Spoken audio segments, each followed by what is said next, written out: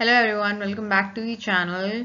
So in today's video we are diving deep into one of the most important concepts of biology, which is evolution. Evolution and the mathematical model of evolution that helps us understand how populations change over time, जिसको हम Hardy Weinberg principal के नाम से भी जानते हैं. सो ये जो टॉपिक है it forms the foundation for genetics, for natural selection, population biology.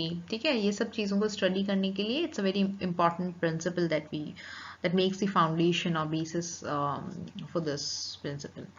So by the end of this video, you will have a crystal clear understanding of why species evolve and how scientists measure this evolution. ठीक है.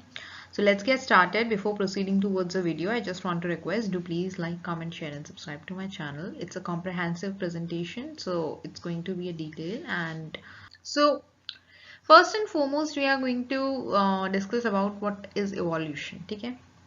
See, when we talk about evolution, we often imagine something dramatic in our minds, right? जैसे कि dinosaurs birds में बदल गए या apps में बदल गए या एप्स ह्यूमंस में बदल गए. जब भी हम एवोल्यूशन के बारे में बात करते हैं तो we think something like that. ठीक है, but the scientific definition of evolution is much simpler and much broader as well. Evolution का मतलब होता है change in heritable characteristic. Now a heritable characteristic can be as small as it is, and it can be as big as this guy. So it depends, but कोई भी heritable characteristic में change आता है, भले ही वो कितना छोटा हो या कितना बड़ा हो, वो चेंज को हम इवोल्यूशन कहते हैं. ठीक है, and it definitely comes over generations. It does not occur एकदम से नहीं होता है. It occurs over generation. It's a progressive kind of thing जो कि धीरे धीरे करके बढ़ती जाती है म्यूटेशंस की वजह से, या देयर आर सेवरल वेज की जिसकी वजह से इवोल्यूशन होता है. Mutation is one of them. So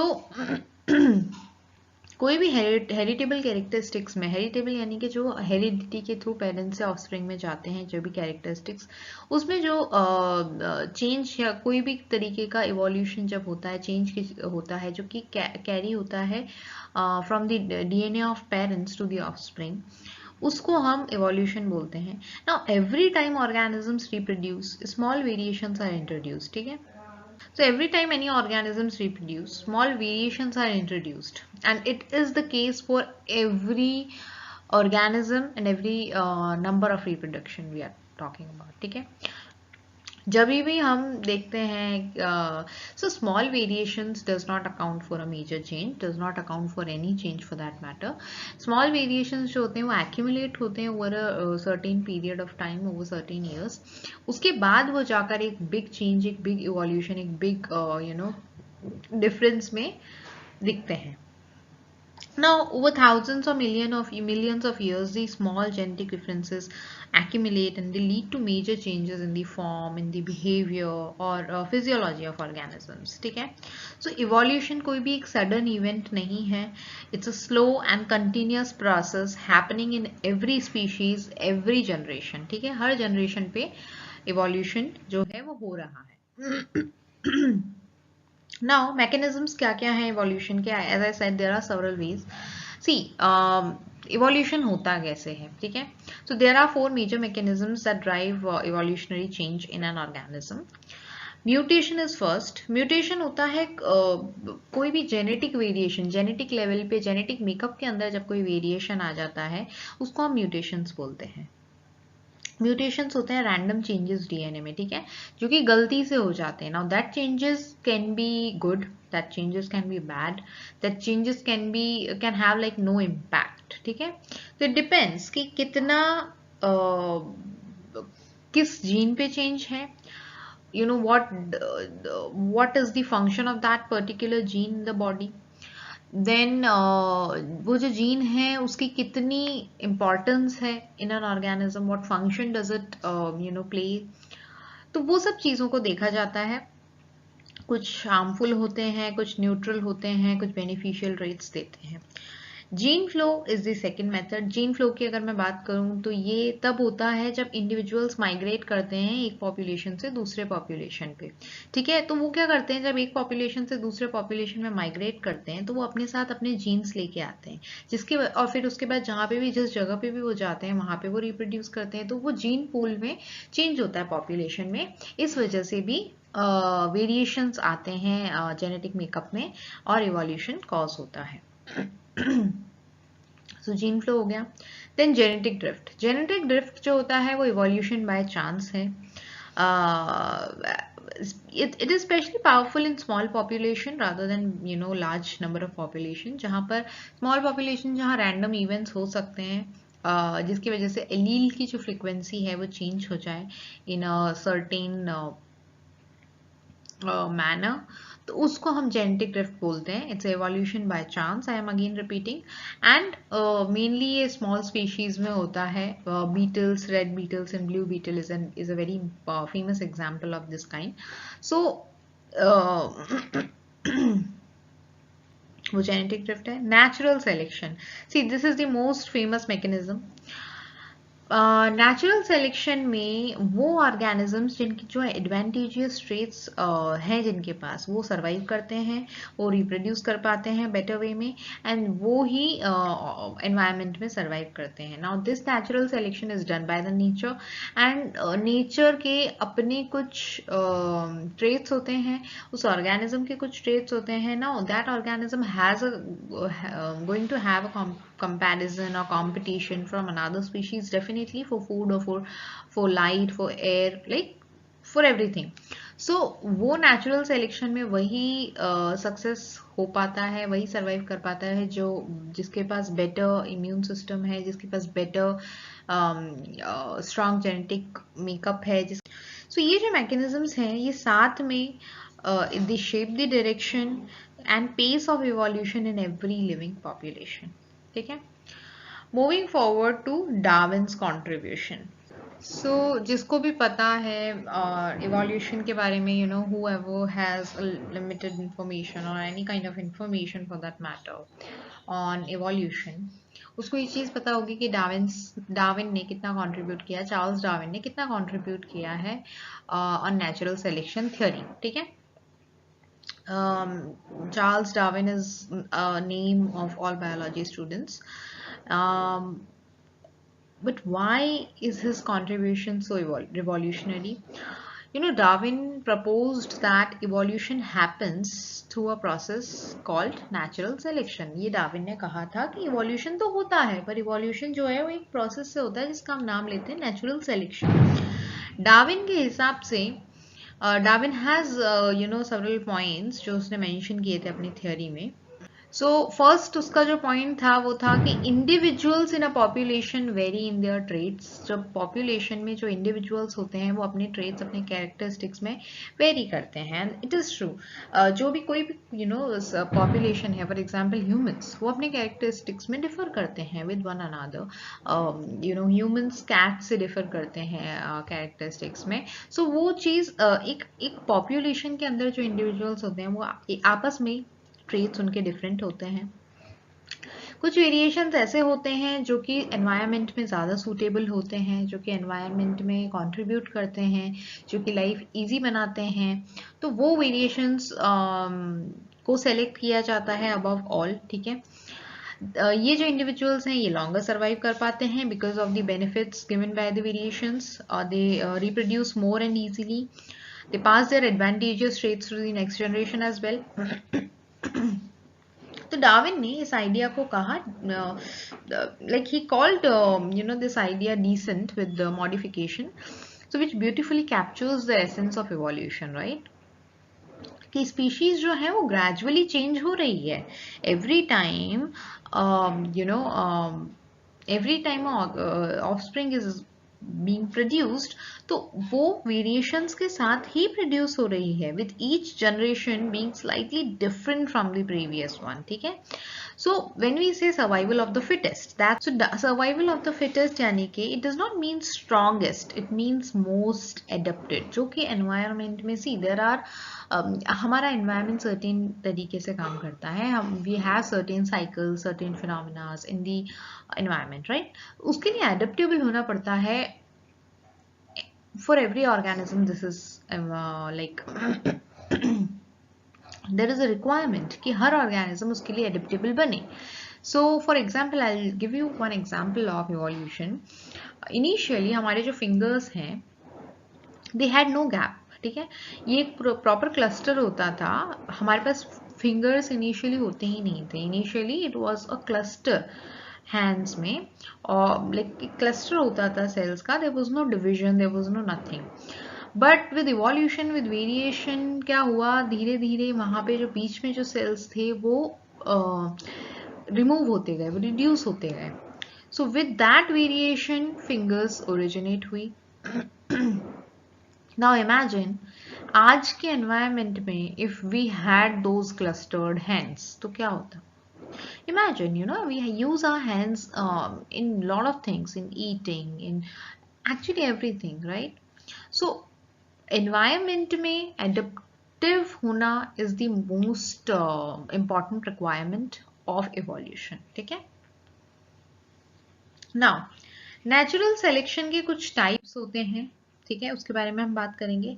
It's not a single process, it occurs in different patterns depending on environmental pressure, ठीक है.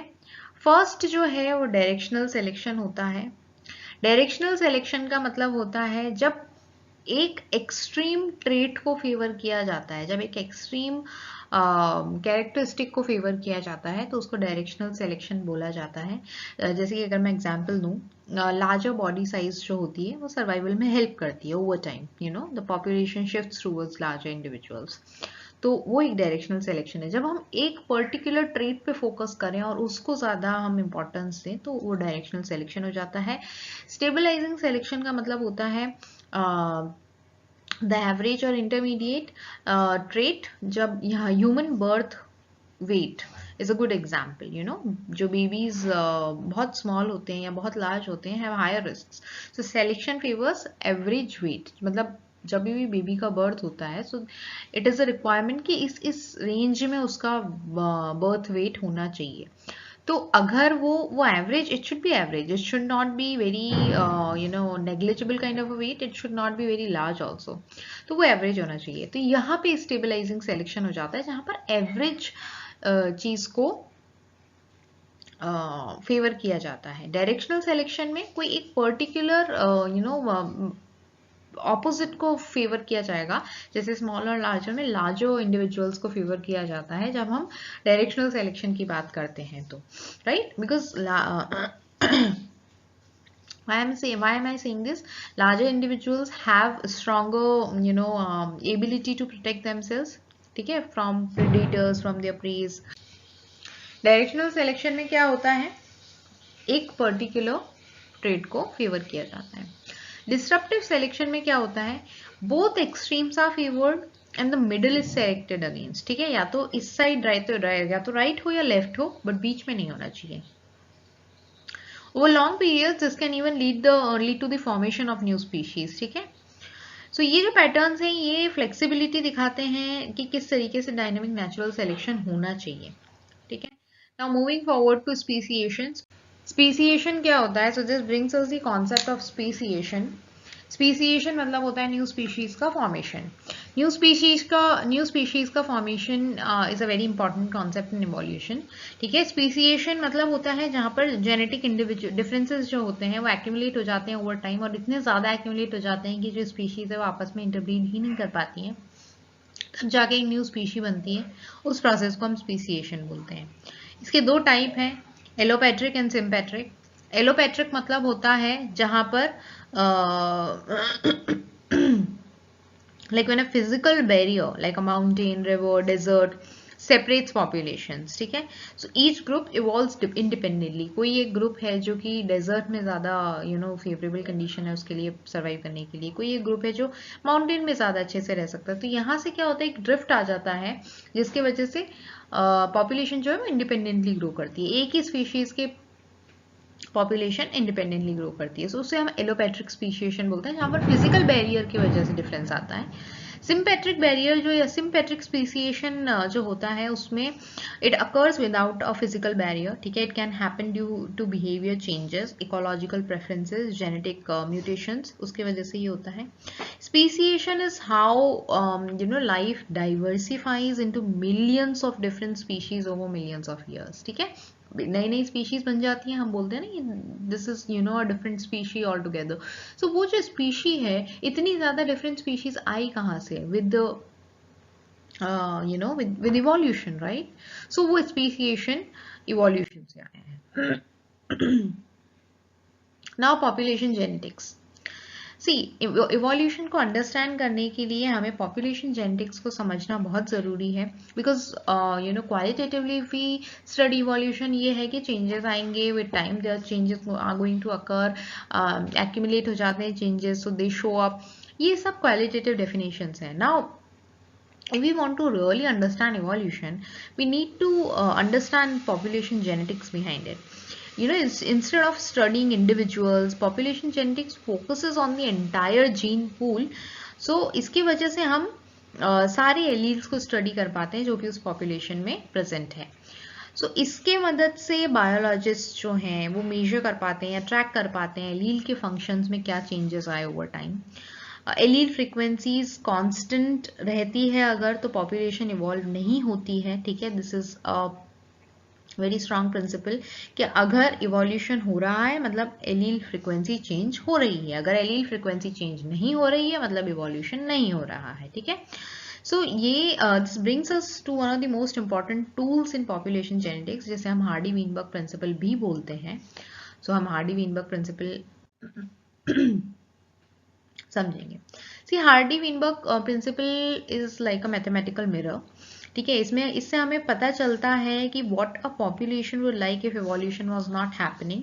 अगर इवोल्यूशन नहीं होता तो हम कैसी ये पॉपुलेशन आज कैसी होती, ठीक है। एक बेस लाइन प्रोवाइड करता है जिसमें हमें समझ में आता है कि allele frequency would remain constant under perfect conditions, ठीक है।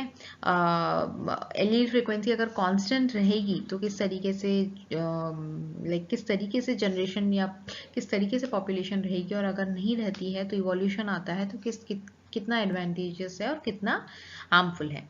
सो यार, if real life data differ from Hardy-Weinberg predictions, so we know evolutionary forces like natural selection or genetic drift must be acting on the population, because Hardy-Weinberg population या Hardy-Weinberg principle जो है वो काम करता है based on real life data, ठीक है। जो हम समझते हैं कि इतना माइग्रेशन होगा इस टाइम पे, इस सीजन में इतने माइग्रेशन होंगे, ये टाइप ऑफ स्पीशी है, ये टाइप ऑफ बर्ड्स इतने माइग्रेट करने वाले हैं, यहाँ पर इस वजह से जीन फ्लो होगा, इतना variations we can expect.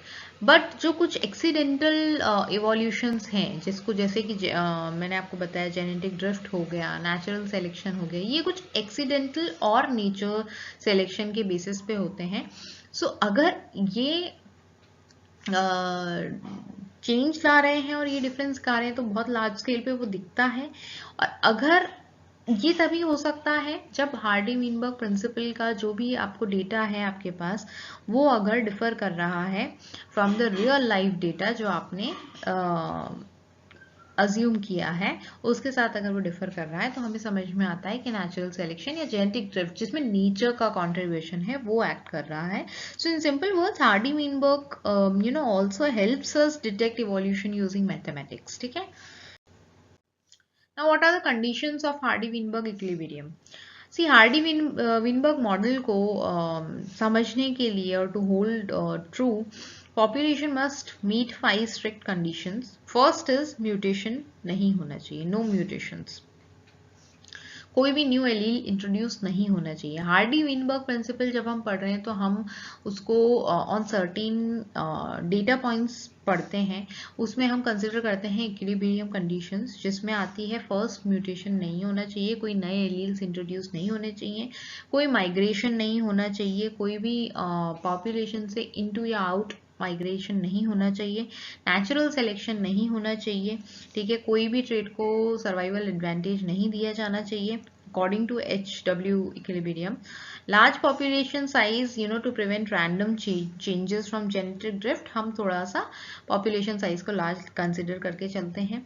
Random meeting जहाँ पर इंडिविजुअल्स बिना प्रेफरेंस के मीट करते हैं वो भी इंश्योर करना चाहिए, कंसिडरेशन में लेना चाहिए.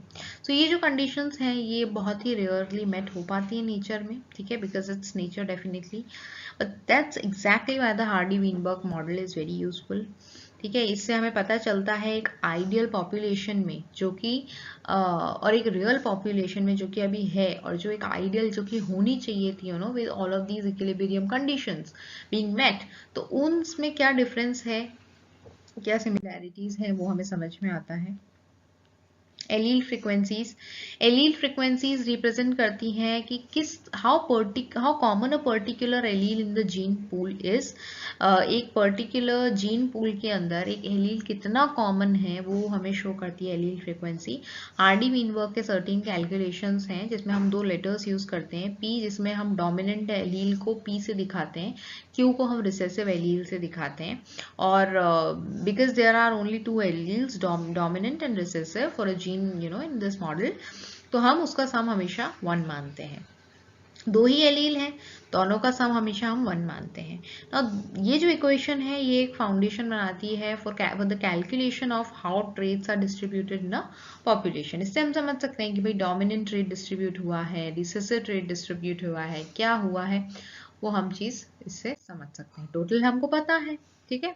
ना जीनोटाइप फ्रीक्वेंसीज की अगर हम बात करें तो p² + 2pq + q² also formula of mathematical calculations is equals to 1. ये see we know allele frequencies, we can determine genotype frequencies. अगर हमें allele frequency पता है तो आप genotype frequency पता लगा सकते हो. There are two terminologies, genotype and phenotype.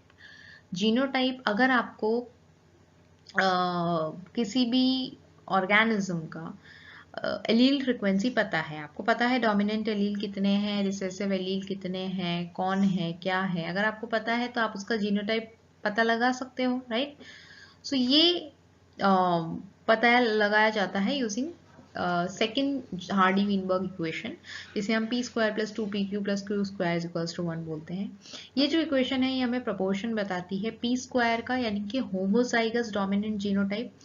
Dominant genotype का होमोजाइगस कितने हैं, 2pq यानी कि हेट्रोजाइगस जीनोटाइप पता लगता है इससे, एंड q² यानी कि होमोजाइगस रिसेसिव जीनोटाइप पता लगता है इससे, ठीक है. होमोजाइगस मतलब होता है सेम एलील उसमें हो,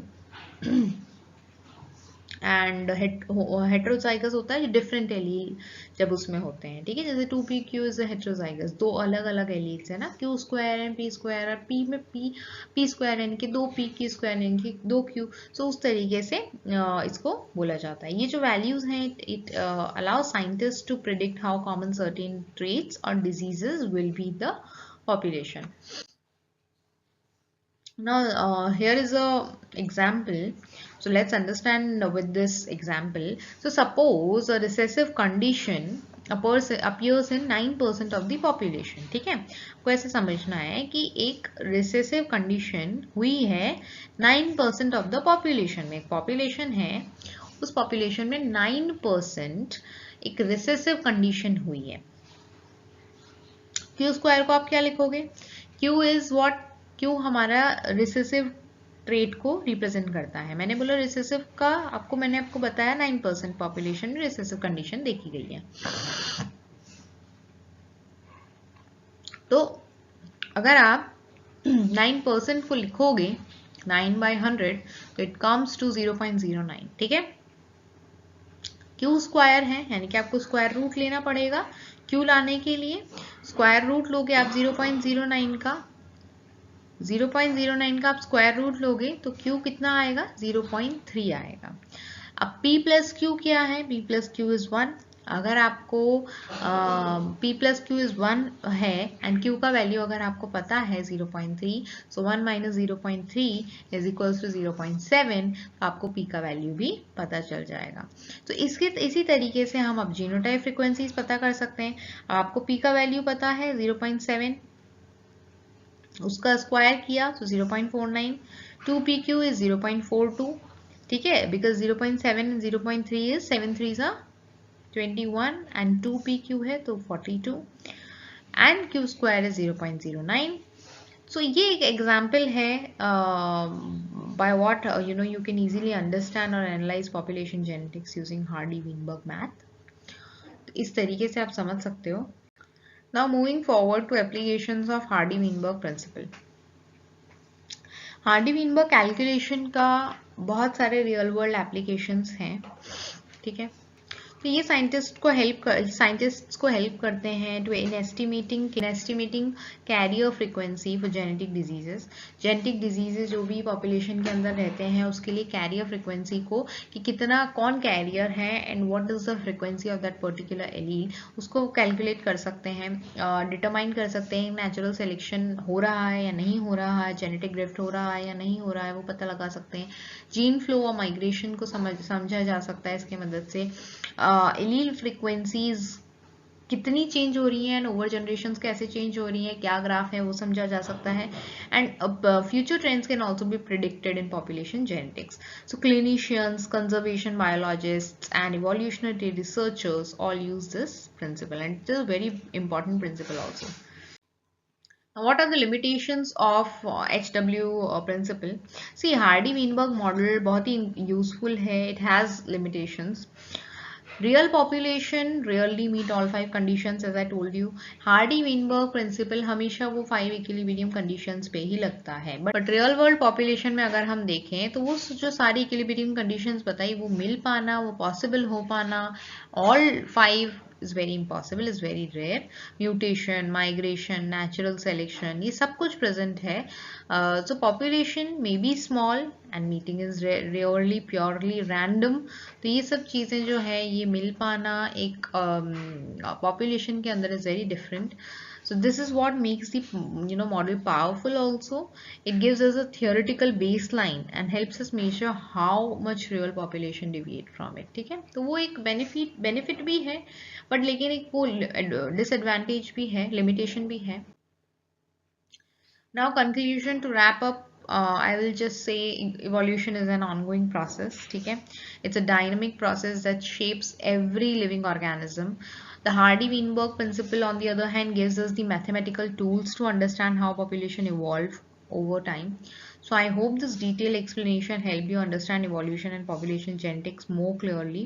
If you found this video helpful, don't forget to like, share and subscribe to my channel. Thank you so much for watching. Also, please do let me know which topic you want me to cover next. Thank you.